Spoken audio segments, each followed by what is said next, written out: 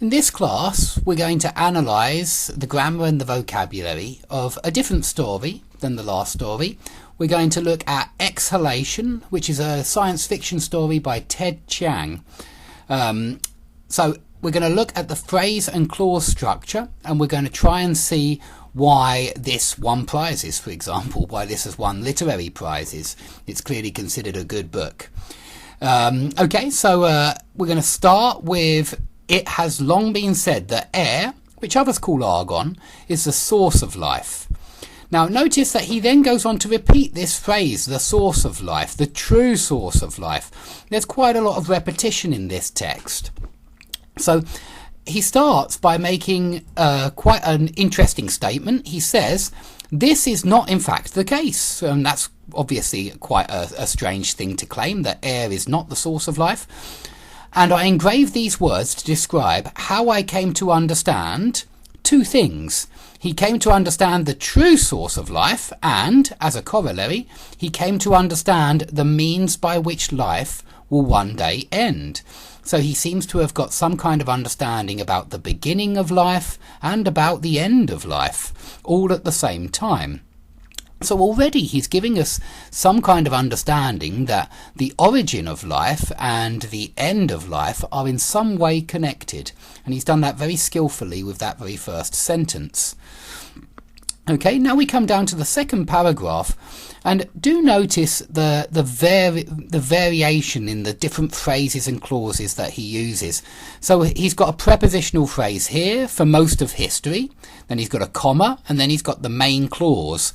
The proposition that we drew life from air was so obvious that there was no need to assert it. Okay, so quite a long main clause there. And then he goes on to explain, every day we consume 2 lungs heavy with air. Every day, notice that repetition, every day, every day. Okay, so there's repetition there. We consume 2 lungs heavy with air. Every day we remove the empty ones from our chest and replace them with full ones. So you've got full ones being contrasted with empty ones. And he starts using the word heavy to describe the lungs. And he then goes on to use the word heavy to describe the limbs, the heaviness of the person's limbs. Okay, he then uses an if sentence, so he's using a subclause at the beginning. If a person is careless and lets his air level run too low, comma, he feels the heaviness of his limbs and the growing need for replacement. So he feels 2 things. He feels the heaviness of his limbs and the growing need for replenishment. So they're 2 nice balanced noun phrases there that he's got at the end in the main clause. If we go further, we see it is exceedingly rare that a person is unable to get at least 1 replacement lung before his installed pair runs empty. So we've got run too low, runs empty, and we've got replace, replenish, replace. Yeah, there's that repetition going on, and we've got lung again mentioned. So there's really quite a lot of repetition going on there. And he's decided to use a semicolon for the last 2 main clauses. Okay, and he's got some dashes to insert an interruption. And it's a subordinate clause that's interrupting. It's when a person is trapped and unable to move, with no one nearby to assist him. So a subordinate clause and a prepositional phrase. He interrupts the first main clause. Okay, if we go on to the next sentence, next paragraph, we get a fronted adverbial, but in the normal course of life, comma, our need for air is far from our thoughts, comma, and indeed many would say that satisfying that need is the least important part of going to the filling stations. So then we've got a coordinating conjunction and another main clause. And notice this bit of anadiplosis, to the filling stations, for the filling stations. This anadiplosis is where you get a repetition of words at the end of a sentence and then at the start of the next sentence, or at the end of a clause and then at the start of the next clause. So there's a little bit of anadiplosis. And then he goes on to use 2 appositives. He says, for the filling stations are the primary venue for social conversation, comma, and then he renames the primary venue for social conversation as the places from which we draw emotional sustenance as well as physical. Okay, so he's using he's using a defining relative clause there from which we draw emotional sustenance. So it's a new type of clause that he's put in here to keep his writing interesting. And he's certainly got two apositives there. The primary venue is being renamed the places. Okay, the primary venue for social conversation and the places from which we draw emotional sustenance. And so it's quite a nice sentence. That I enjoyed that sentence. We all keep spare sets of full lungs in our homes, but when one is alone, the act of opening one's chest and replacing one's lungs can seem little better than a chore. Notice the one here is repeated. When one is alone, the act of opening one's chest and replacing one's lungs can seem better than a chore. And notice the act of opening, act of replacing. There's a lot of repetition going on here, and it's why it sounds good.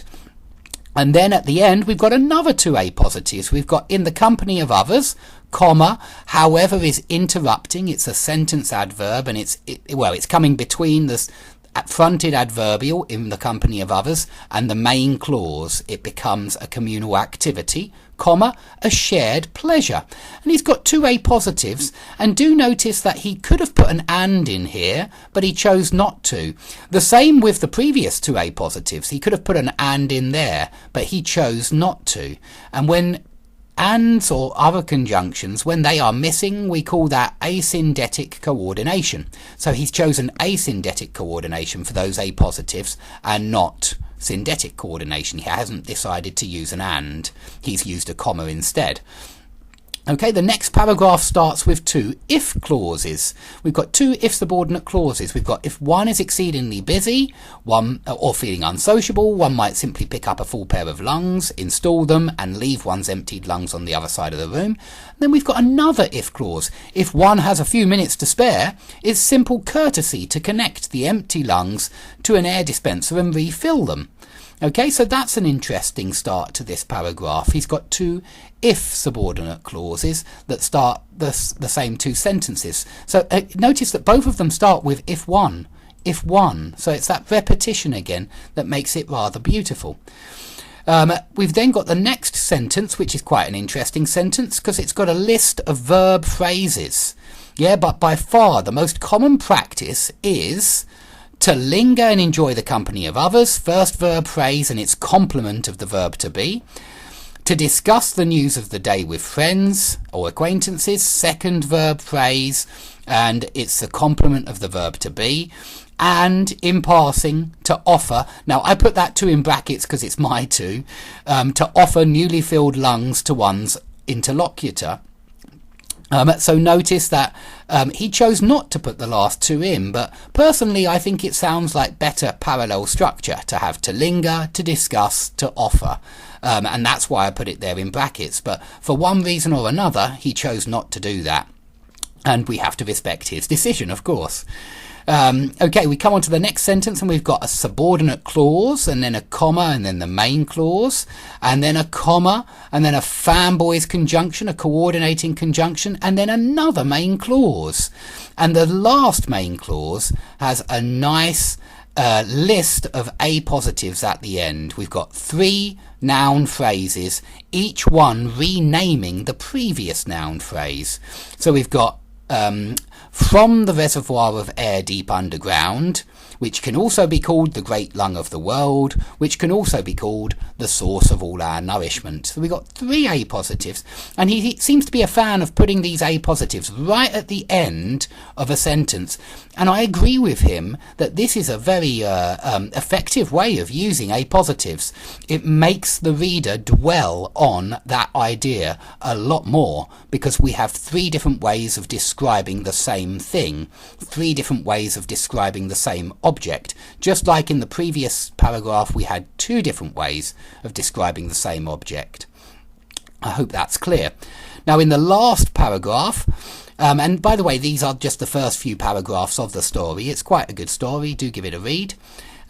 We have an absolute phrase here in the second main clause. We've got a main clause here, comma, coordinating conjunction. And then main clause, just as many people circulate to other stations when people visiting neighbouring districts. And then we have another main clause. The lungs are all identical in appearance, a comma, and then an absolute phrase describing those lungs. Smooth cylinders of aluminium. And I think absolute phrases often draw attention to themselves, and they're very descriptive. I mean, we get a very clear description there of the lungs that everybody is putting inside their body and taking out in order to replenish, to restock their air. Okay, then we've got a nice sentence because we've got, so one cannot tell whether X or whether Y. And we've got a whole clause as in the X and Y position, whether a given lung has always stayed close to home or whether it has travelled long distances. And then in the next sentence, we get a lovely correlative conjunction, which is one of the things I recommend people use to improve their writing. And just as X, so too Y. So just as lungs are passed between persons and districts, so too are news and gossip. So we've got a little bit of an ellipsis as well, because we mean so too are news and gossip passed between so too are news and gossip passed between persons and districts. Okay, and notice the noun and noun here is being contrasted with the noun and noun here. Yeah, I mean, really, the lungs are being contrasted with the news and gossip, but with that noun and noun so close to this noun and noun, it sounds really very nice. And now, towards the end, we get, in this way, one can receive news from remote districts. We've heard that word news repeated many, many times through these sections. Even those at the very edge of the world, blah, blah, blah, blah, blah, blah, blah, to the very edge of the world, blah, blah, blah, blah, blah, blah, blah. So we have a nice bit of repetition there of those two prepositional phrases involving the repetition of the very edge of the world. And I thought that sounded really nice as well.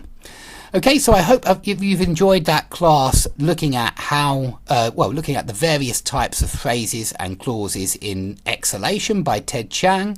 Please like and subscribe if you've enjoyed this lesson, and I hope to see you all soon.